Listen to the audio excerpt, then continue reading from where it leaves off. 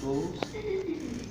Estimados colegas, vamos a terminar esta sesión académica con una presentación rápida sobre preeclampsia y los criterios de preeclampsia con criterios de estabilidad, una actualización. Ya Miguel ha presentado algunos de los slides que yo tenía que presentar, pero nos parece que esto es muy importante porque tiene que ver sobre todo como una causa de muerte materna muy importante. Miren, en el mundo, ya lo dijo Miguel, 14% de causa de muerte materna, o sea, la segunda causa de muerte materna. En el mundo nosotros hemos disminuido bastante la muerte materna, estuvimos para esta fecha del 2017 68 por 100.000 nacidos vivos, por eso que ya estamos aquí en este color rosado, entre 20 y 99, pero fíjense que la mayoría de muertes maternas se está dando en el África y algo de Asia. Cuando vemos acá en el Perú, efectivamente miren cómo ha ido bajando la muerte materna, el número total de muertes maternas, y el año pasado pues se ha producido un número histórico en los últimos 20 años, porque se ha llegado a 309 muertes maternas. Es el número más bajo que se ha registrado en los últimos 20 años, y eso significó una disminución de casi 15.6%, ¿no?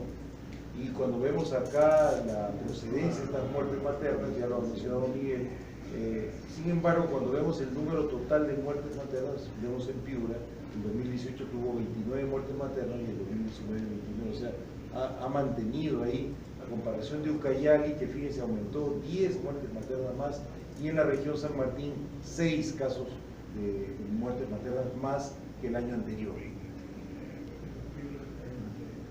Pero lo que pasa en realidad, lo que está pasando en el avance que tiene ya el Perú como sociedad o como Estado, fíjense que ha hecho que para el 2018 la hipertensión ocupe el primer lugar de muerte materna.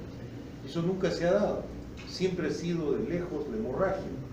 Y lo otro que también llamó la atención, ustedes han visto que muertes maternas indirectas solamente era el 28% a nivel mundial, resulta que ahora es en el Perú 38.5%, o sea, es muy alto. ¿Y cuáles son esas causas de muerte materna? Lupus eritematoso sistémico, cáncer, problemas cardiovasculares, problemas neurológicos. Estas mujeres nunca debieron haber salido embarazadas. O sea, acá hay un trabajo que tenemos que hacer, sobre todo de las diferentes especialidades médicas, de tratar de prevenir que una mujer con una enfermedad de fondo salga embarazada. Pero lo que más llama la atención acá además es que la preeclampsia va a ocupar el primer lugar en 2018. Todavía no tenemos datos del 2019. Y esto es para ver en el Instituto Nacional Materno Perinatal el número de muertes maternas, que acá, bueno, la razón de muerte materna el año pasado fue 35 por 100.000 nacidos vivos, que es bastante buena. Pero lo que llama la atención es que no es que llama la atención, sino que la principal causa de muerte es la hipertensión. Más del 40% de todas las muertes maternas en el instituto es la hipertensión. Y esto creo que es un reflejo de todos los hospitales. En los hospitales no hay muerte, usualmente no se produce muerte por hemorragia, sino más bien se produce muerte básicamente por problemas hipertensivos del embarazo, ¿no? En el 2019, el año pasado, fíjense, la preeclampsia del 33%, pero miren que la otra causa de muerte materna es el aborto. O sea, nuevamente el aborto no se aleja mucho del tercer lugar como causa de muerte materna, no solamente en el instituto, sino a nivel nacional. Y cuando uno habla de morbilidad materna extrema, miren, en morbilidad materna extrema, que todos los años tenemos una cantidad muy significativa de casos, más o menos 300 casos por año. El año pasado, el año 2018 hubo 290 casos, y la primera causa de morbilidad materna extrema, o sea, de las mujeres que estuvieron a punto de fallecer pero que no fallecieron, es justamente los problemas hipertensivos, la preeclampsia y síndrome de Meckel. Miren, de un total de 1.869 casos en 7 años, de lejos, la preeclampsia y síndrome de Meckel fue la primera causa, 970 casos en 7 años. Es una cifra muy alta. Probablemente, como somos centro de referencia no solamente de Lima metropolitana, sino a nivel nacional, siempre nos llegan pacientes con problemas hipertensivos del embarazo. Y dentro de esto, pues tenemos que hablar de la clasificación, que ya la conocen todos ustedes, la hipertensión preexistente, la hipertensión gestacional, que lamentablemente exageramos mucho en este diagnóstico de hipertensión gestacional. Preferible es decir que es una preeclampsia y después que no sea, a que yo diga hipertensión gestacional y luego se muere por una preeclampsia. Ese es un grave error que siempre cometemos. Entonces hay que tener mucho cuidado con eso. Lo otro es que la incidencia de estos trastornos hipertensivos del embarazo es relativamente alto. Miren, la preeclampsia está entre un 3 a 7% en las nuríparas, un 5% en las multíparas. O sea, no es una cifra muy baja, es relativamente alta, 7 o 5%. Hipertensión gestacional, yo no le haría mucho caso, pero sí que en general los trastornos hipertensivos puede llegar hasta el 8%. En esta revisión que hizo el doctor Pacheco en el 2006, miren los casos de preeclampsia, la prevalencia de preeclampsia, miren, estaba entre 14, 13, 12, 11, 10%. En todos los hospitales, en muchos de los hospitales, grandes hospitales nacionales de Lima. Eclampsia estaba entre el 8 hasta el 0.4%. Y el síndrome de Hell, 4% también, miren. Entonces es bastante frecuente. Acá está el hospital Cayetano Heredia de Piura también, que el doctor también ahí ha presentado, el doctor Curizaca, es relativamente alta esa frecuencia. Entonces, no olvidemos que la preeclampsia es una enfermedad endotelial sistémica, no es solamente la manifestación de una hipertensión. Ese es un síntoma de la enfermedad. El problema es que es una enfermedad endotelial sistémica, o sea, todo el sistema está comprometido en la preeclampsia. Y es un síndrome clínico causado por una disfunción generalizada compleja del endotelio materno que al final se repercute en una vasoconstricción generalizada secundaria a una disfunción del endotelio vascular. Y esto pues, recién los síntomas aparecen a partir de las 20 semanas. Pero cuando empieza la preeclampsia, probablemente la preeclampsia empieza desde que se produce la implantación del huevo cigoto en el útero, ¿no? Entonces, los criterios actuales que están usando de la COG es que la presión arterial sistólica sea mayor o igual de 140 milímetros de mercurio, una presión arterial distólica mayor o igual de 90 en 2 ocasiones, siempre con un intervalo de 4 horas y tomadas de reposo. Lo que pasa es que muchas veces cuando llega la paciente de emergencia viene con 140/90 y uno le pone, puede ser una hipertensión gestacional. Pero no nos preocupamos de volver a repetir esa presión, esa toma de presión y sigue así la presión. Y entonces ya decimos que probablemente ya estamos quedando con un caso de una preeclampsia. El 50% de estas pacientes desarrollará preeclampsia con alta posibilidad de parto, pretérmino y mortalidad perinatal. Durante 5 años que nosotros hicimos seguimiento de todas estas pacientes que solamente tenían hipertensión, no tenían nada más, no había otra manifestación. Estas pacientes a la larga hicieron preeclampsia. Esa es una etapa, es como si fuera una etapa inicial que las pacientes solamente se manifiestan con hipertensión y después ya desarrollan toda la enfermedad. El problema es que cuando empieza a desarrollar toda la enfermedad, la serie de eventos que se da es muy rápido y muchas veces no nos da la posibilidad de actuar. Y de repente ya la paciente está convulsionando, que es la eclampsia, o de repente ya está haciendo el síndrome de Hell, que fue descrita por Ruth Weinstein el 15 de enero del 82. Hemólisis, enzimas hepáticas elevadas y plaquetas bajas. Son los criterios que siempre utilizamos. Y el síndrome de Hell, lógicamente, es la presentación más severa que puede darse. Algunos factores de riesgo de la preeclampsia son muchos, y eso es creo que lo que tenemos que hacer mucho énfasis cuando hacemos la atención prenatal. El que la mujer tenga, por ejemplo, hipertensión crónica, que haya tenido, miren, la posibilidad es 5 veces más de posibilidades de tener preeclampsia, o que haya tenido una preeclampsia, hasta 8.4 posibilidades más, que tenga diabetes, y ni hablar, una paciente con diabetes va a desarrollar una preeclampsia, que haya tenido un DPP, embarazo múltiple, muy asociado a preeclampsia, el índice de masa corporal mayor de 25 o mayor de 30, pacientes que han sido sometidas a fertilización in vitro tienen mayor posibilidad, enfermedad renal, que han tenido un parto prematuro, la edad mayor de 35, mayor de 40, la nuliparidad. Recuerden que muchas mujeres están postergando ahora su embarazo, su gestación, y entonces ahora tenemos más pacientes mayores de 35 y más pacientes mayores de 40 años, ¿no?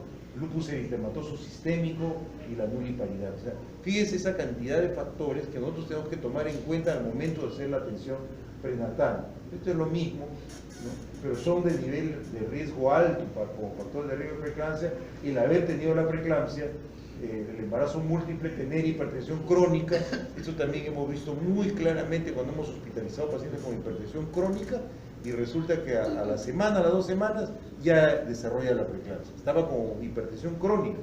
Entonces nosotros hemos tenido oportunidad de ver justo cómo evoluciona a preeclampsia, diabetes o enfermedades autoinmunes como lupus, ¿no? Y la fisiopatología es, pues hay un defecto de la invasión trofoblástica de las arterias espirales maternas, que lo podemos ver acá. Esto es lo que pasa normalmente, se dilata la luz arteriolar, pero acá como esa invasión es deficiente, entonces miren, ahí esta luz arteriolar se ve, está más contraída, y entonces hay un daño en la célula endotelial que es el que aparentemente da origen a todo este problema. ¿Y esto cuándo se produce? Esto se produce recién cuando se produce el embarazo. Entonces, pero las manifestaciones se van a dar recién a partir de las 20 semanas.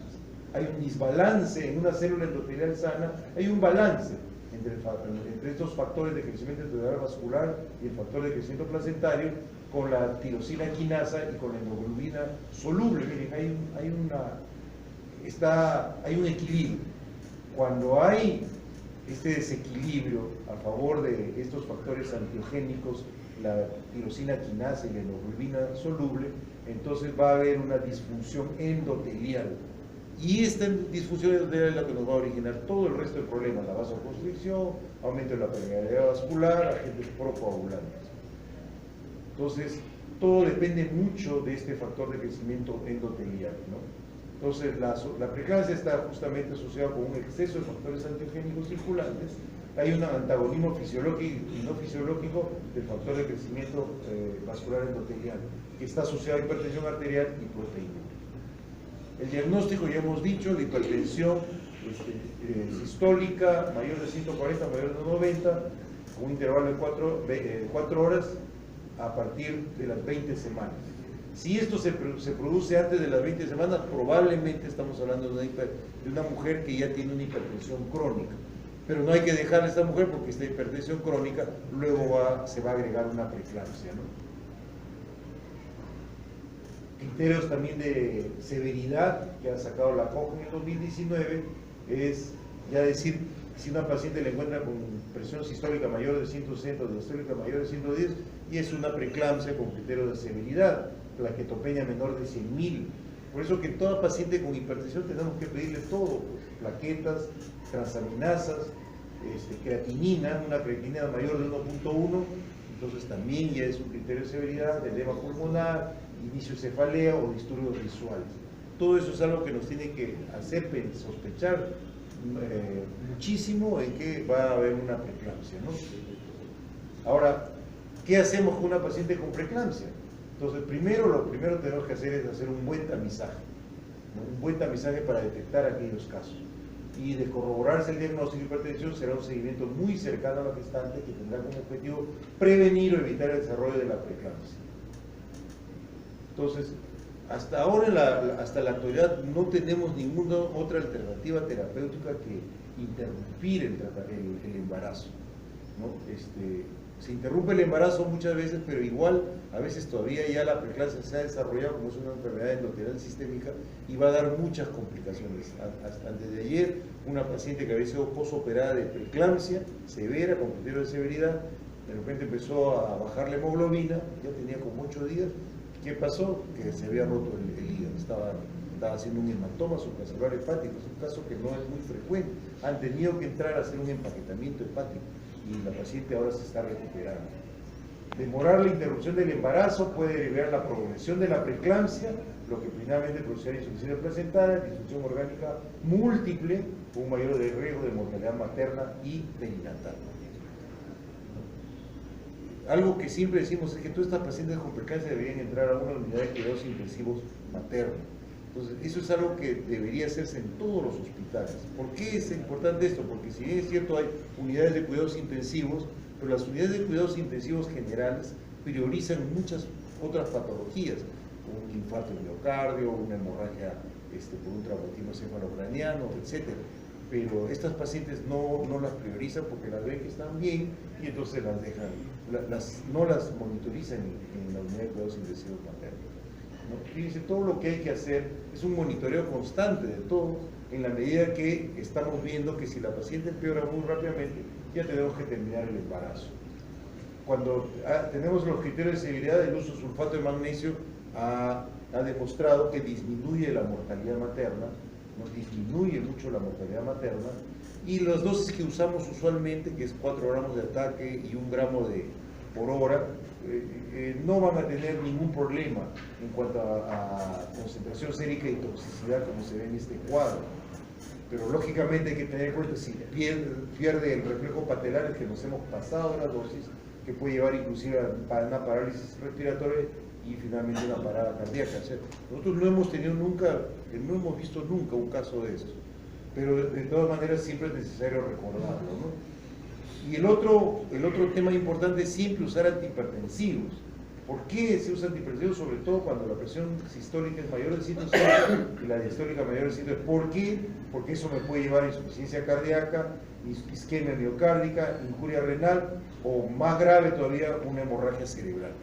Eso tenemos que prevenir, o sea, no podemos dejar que la paciente pueda estar con una presión tan alta. Por eso debe ser usado a los 30 a 60 minutos. Tenemos lo que siempre hemos usado nosotros, el nifedipino metildopa, pero ahora también estamos usando la betalol y nos está dando muy buenos resultados, pero todavía estamos aprendiendo porque no tenemos mucha experiencia en el manejo de la betalol, pero ya lo estamos utilizando. Quien tiene más experiencia en esto es el Hospital San Bartolomé, ¿no? Pero y también tenemos la hidralacina, lamentablemente la hidralacina no hay acá en Perú. El manejo fetal lamentablemente no tiene muchas posibilidades el feto de cómo recuperarse de esto, y en este estudio que hizo el doctor Vigil de Gracia, tratando de manejar un manejo expectante en los partos, en los embarazos prematuros con preeclampsia severa, no hubo diferencia, fíjense, de morbilidad neonatal a pesar de ganar 8 días más en el útero. O sea, esta enfermedad hay que entender que va a avanzar, o sea, no va a detenerse, por más que yo vea que la presión se ha estabilizado, la enfermedad continúa. Y entonces, como dicen acá, no hubo ninguna diferencia, más bien hubo un desprendimiento prematuro de placenta en el grupo en el que se esperó 8 días, pequeño para edad gestacional también en el grupo expectante. El estudio sugiere que el enfrentarse con una preeclampsia con criterio de severidad no tiene sentido esperar después de administrar corticoides. O sea, lo único que yo hago es demorarme un poco de tiempo, tratar de madurar el pulmón y luego terminar el embarazo. Muy interesante, un trabajo muy grande y multicéntrico que se hizo a nivel de Latinoamérica. En manejo de la eclampsia es lo mismo, solamente que hay que detener las convulsiones con el sulfato de magnesio, ¿no es cierto? Pedir todos los exámenes auxiliares, ver si no está haciendo un síndrome de Hell, porque si está haciendo un síndrome de Hell voy a tener que usar seguramente componentes sanguíneos. El manejo del síndrome de Hell también es una paciente que es un caso muy grave. Nosotros siempre decimos que hay una paciente que tiene preeclampsia y es una paciente que está en un estado muy grave de enfermedad. Entonces, en el síndrome de Hell además tenemos que usar plaquetas. Vamos a tener que hacer transfusión plaquetas, sobre todo cuando ya es menos de 20.000 plaquetas. O recuento de plaquetas, si tiene entre 20 a 50 y le voy a hacer una cesárea, voy a tener que administrar plaquetas. Igual si va a haber un parto vaginal y está entre 20 a 50.000 de plaquetas, voy a tener que dar plaquetas. Entonces, necesitamos por lo tanto un buen banco de sangre. Si no tenemos un buen banco de sangre, estas pacientes no van a evolucionar bien. Y en el posparto también es importante seguir con el manejo del sulfato de magnesio. No podemos dejar a la paciente sulfato de magnesio seguir los antihipertensivos, ¿no? ¿Por qué? Porque siempre va a haber complicaciones, siempre se pueden producir complicaciones. Por ejemplo, en el sistema nervioso, hemorragia cerebral, cardiorrespiratorio, infarto del miocardio, hematología, bueno, va a ser el síndrome de Hell con plaquetas. Mucha insuficiencia renal, después tienen que pasar a hacer su hemodiálisis. El hematoma, ruptura hepática, como voy a presentar en un momento. Y el manejo de las complicaciones, últimamente lo que están haciendo es usar la dexametasona, dice que mejora las pruebas de laboratorio. Esto todavía no está demostrado científicamente, igual que el uso de la metformina, que reduciría la disfunción endotelial. Son cosas que todavía se están haciendo, pero, gracias. ya termino. Entonces, pero lo otro es siempre tener, probablemente va a tener que entrar la paciente a ventilador mecánico, probablemente se va a tener que hacer transfusión de plaquetas. Y ese es el uso de dexametasona, la metformina, y el hematoma subcarcelular hepático, hay una incidencia de 1 cada 6.000 a 9.000 partos, miren en el instituto. No conocemos cuál es la patogenia, pero miren, 31 casos en 13 años. 31 casos, miren. Es una cifra muy alta, es un estudio que presentó el doctor González del instituto, y con el doctor Walter de la Peña, que es el jefe de la UCI. Y en la mayoría de los casos se hizo empaquetamiento hepático. El empaquetamiento hepático ha salvado muchas vidas, ¿no? Y un error que cometíamos era cerrar el abdomen después de hacer el empaquetamiento. Ahora se deja abierto con la bolsa de Bogotá y de esta manera las pacientes evolucionan mucho mejor. Hemos aprendido también a que el ginecobstetra tiene que hacer ese empaquetamiento. Antes lo hacía el cirujano, pero ahora lo hace el médico ginecobstetra. Es nuestra responsabilidad. Nosotros nos tenemos que enfrentar a esta patología que es muy grave y en ese momento tenemos que hacerlo. Se hace con dressing, y esos dressing, unos 8 o 10 dressing que se juntan alrededor de todo el hígado y se hacen unas suturas con un hilo grueso y de esa manera hace mucha compresión del hígado y eso evita la ruptura hepática, ¿no? Bueno, ya para terminar, recordar que para prevenir la preeclampsia podemos usar la aspirina y también el calcio y no olvidar que las pacientes que antes nosotros decíamos que cuando la paciente terminaba el embarazo, terminaba la preeclampsia. No es así. Resulta que continúa con problemas hipertensivos, un 20%, y por eso que la Sociedad Peruana de Hipertensión Arterial justamente está viendo un montón de pacientes con infarto y con hipertensión, y el antecedente principal es que habían tenido preeclampsia. Entonces eso es algo que hay que informar a las pacientes que han tenido eso. Bueno, finalmente en el instituto nuestro modelo de atención es que en la emergencia siempre hay una sala de shock trauma donde se reciben las pacientes y estas pacientes pueden ir a la unidad de cuidados intensivos, a sala de operaciones. Entonces, hay un apoyo de banco de sangre muy importante, es importante eso, también farmacia, laboratorio, pero también es importante la unidad de cuidados intensivos neonatal, porque siempre el temor es, no, ¿cómo voy a sacar este bebito que tiene 28 semanas? Tienes que sacarlo porque se muere el bebito, se muere la mamá. O sea que tenemos que sacarlo de todas maneras. Conclusiones. Entonces, hemos revisado que es una de las principales patologías muy graves que suceden en las gestantes y que tienen una alta morbilidad y alta mortalidad. ¿No es cierto? La preeclampsia es la patología más grave, por eso es que debemos hacer un diagnóstico y manejo oportuno. La preeclampsia con criterio de severidad presenta muchas complicaciones: eclampsia, síndrome de Hell, disfunción orgánica múltiple, ruptura del hematoma subcarcelular hepático, muerte de la peritoneal. El uso de sulfato de magnesio y antihipertensivos en la preeclampsia con criterio de severidad mejora mucho el pronóstico de la gestante y del bebé. Nosotros hicimos esta guía de práctica clínica para la prevención y manejo de la preeclampsia y eclampsia basado en la metodología AGRI y GRADE 2. Lo hicimos con Instituto de Salud, Instituto Nacional de Salud y con una universidad de Canadá. Y hemos sido muy rigurosos, y si alguien está interesado me puede escribir y yo le puedo enviar esta guía que es muy, pero muy, muy buena. Bueno, les agradezco mucho por su atención.